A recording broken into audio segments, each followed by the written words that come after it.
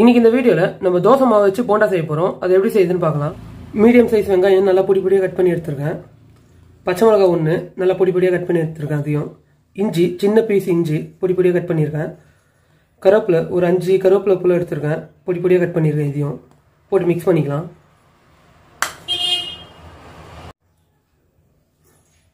Cut பண்ணி வச்சிருக்க வெங்காயம் போட்டுக்கிறேன். பச்சை மிளகாய் பொடி பொடியாக கட் பண்ணி வச்சிருக்கேன். இஞ்சி கருவேப்பிலை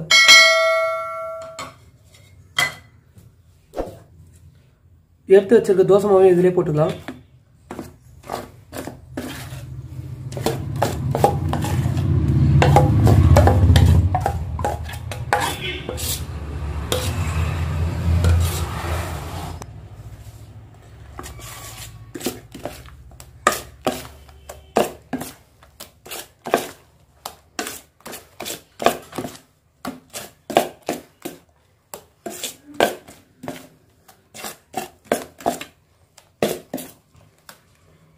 நல்லா மிக்ஸ் பண்ணியாச்சு. நம்ம ஆயிலில் போட்டு ஃப்ரை பண்ணி எடுத்துக்கலாம்.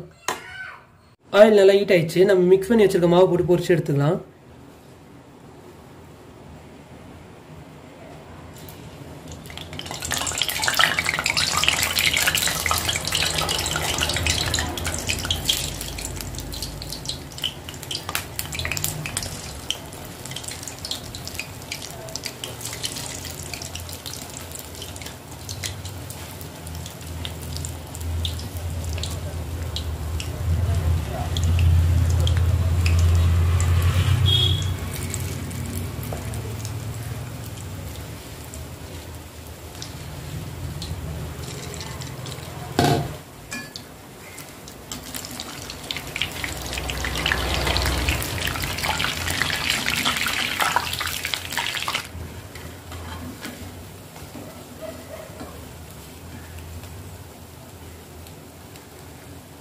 போண்டா ரெடி ஆயிடுச்சு. எடுத்துடலாம்.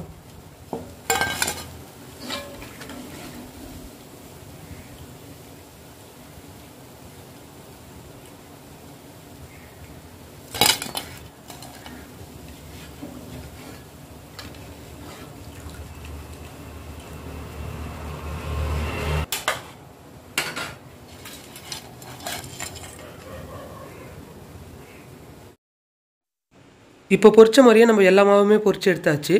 தோசை மாவு போண்டா ரெடி. இந்த வீடியோ பிடிச்சிருந்தா லைக் பண்ணுங்கள், ஷேர் பண்ணுங்கள். டேஸ்டி ரெசிபிஸ் தமிழ் சேனலை சப்ஸ்கிரைப் பண்ணுங்கள்.